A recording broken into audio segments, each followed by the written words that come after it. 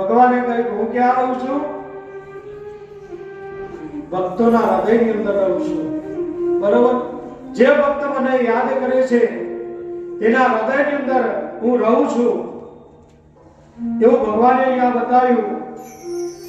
એ શક્તિની સાધના બતાવી. યોગ શક્તિ, જ્ઞાન શક્તિ ને ગતિ શક્તિ, પરાશક્તિ પરમાત્મા અને શક્તિના ત્રણ સ્વરૂપ કયા? એટલા માટે જ્ઞાન શક્તિ, દ્રવ્ય શક્તિ, ક્રિયા શક્તિ. અને એટલા માટે ત્રણ શક્તિ એ કઈ તો કે મહાકાલી, મહાલક્ષ્મી અને મહા સરસ્વતી. ત્રણ દેવ બતાવ્યા, બ્રહ્મા, વિષ્ણુ અને મહેશ. તો સૃષ્ટિનું સર્જન કરવા માટે સંકલ્પ કર્યો અને કહ્યું કે સૃષ્ટિનું તમે સર્જન કરો. એકમેવ દ્વિતીય બ્રહ્મ, એકમાંથી બે એમ નિર્માણ તમે કરો. પણ ક્યારે થાય? તો પાંચ પંચ તત્વ એ પૂર્ણ થાય ત્યારે નિર્માણ બને છે.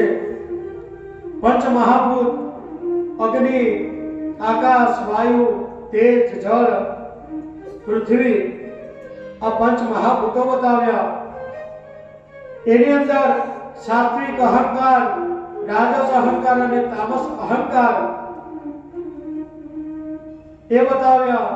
અને ચાર વસ્તુ મૂકી: શબ્દ, સ્પર્શ, રૂપ અને ગંધ. આ ચાર વસ્તુ જેના દ્વારા આ સૃષ્ટિનું નિર્માણ થઈ શકે એ બતાવ્યું. રાજસ અહંકારને 10 ઇન્દ્રિયો બતાવી. 5 જ્ઞાન ઇન્દ્રિય છે અને 5 કર્મ ઇન્દ્રિય છે. કઈ? તો કાન, ત્વચા, આંખ, નાસિકા અને ચામડી એમ બતાવી. પંચ કર્મ ઇન્દ્રિય બતાવી. હાથ, પગ, મોઢું, મલમૂત્રના દ્વાર, આ પંચ મહાભૂત બતાવ્યા. અને 5 તન માત્રા, 5 જ્ઞાન ઇન્દ્રિય, 5 કર્મ ઇન્દ્રિય એમ કરીને 20 દયા. અને 4 વસ્તુ પછી મૂકવા આવી કે મન, બુદ્ધિ, ચિત્ત અને